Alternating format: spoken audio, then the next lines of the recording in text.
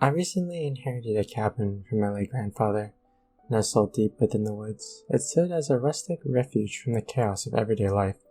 Eager to escape the city's hustle, I packed my bags and embarked on a journey to the secluded retreat. The first few days were peaceful, the cabin offering the silence I had longed for. But as the sun dipped below the horizon on the fourth night, strange occurrences began to unfold. It started with a cell tapping sound that echoed through the walls. At first, I dismissed it as the gentle patter of rain on the rooftop. However, the skies were clear that night. As the tapping persisted, a sense of unease enveloped me. I wandered through the dimly lit cabin, searching for the source of the mysterious sound. It seemed to emanate from the basement, a place I had yet to explore. Hesitant but driven by curiosity, I descended the creaking stairs into the dark abyss below. The basement was cold and musty, its air with a haunting presence. I flickered on the overhead light, revealing a cluttered space filled with forgotten relics of the past. Among the dusty artifacts, my attention was drawn to a weathered journal lying on an olden wooden table. Intrigued, I opened the journal and began to read the pages. The entries chronicled my grandfather's experiences in this very cabin. He spoke of inexplicable phenomena, chilling encounters with shadowy figures, and the presence of something otherworldly. The journal hinted at a hidden secret, something that lurked within the cabin walls, feeding off fear and despair. Armed with my grandfather's journal, I delved deeper into the mystery surrounding the cabin. The tapping sounds persisted, growing more frequent and louder with each passing night. Sleep became a distant memory as I found myself trapped in a waking nightmare. In the darkness, I could sense the presence drawing closer, its icy breath gazing my neck. Shadows danced on the walls, distorting into twisted forms.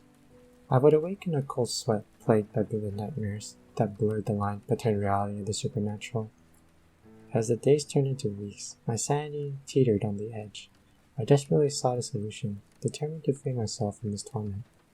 Deep within the journal, I stumbled upon an entry detailing an ancient ritual, a way to break the cycle of terror.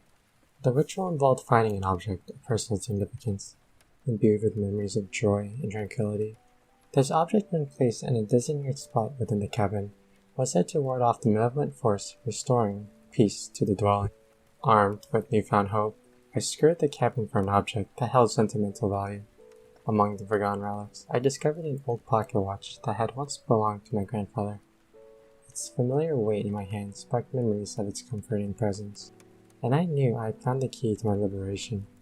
I followed the journal's instructions meticulously, placing the pocket watch on a makeshift altar in the center of the cabin. A surge of anticipation coursed through me as I recited the incantation passed down through generations. The air grew thick with a palpable energy, and I braced myself for what could come next.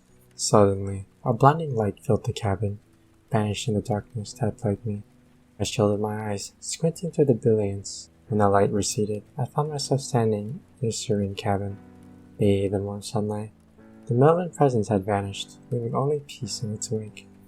Now free from the haunting, I am grateful for the cabin's serenity. The tapping sounds have ceased, and my nights are filled with restful slumber. Yet, as I sit by the crackling fireplace, I can't help but wonder about the ancient evil that once lurked within these walls. My great-grandfather's journal now serves as a reminder of the darkness that can take root in even the most tranquil places. I vow to keep the secret safe, ensuring that the cabin remains a haven for future generations, blissfully unaware of the malevolent force that once haunted its walls.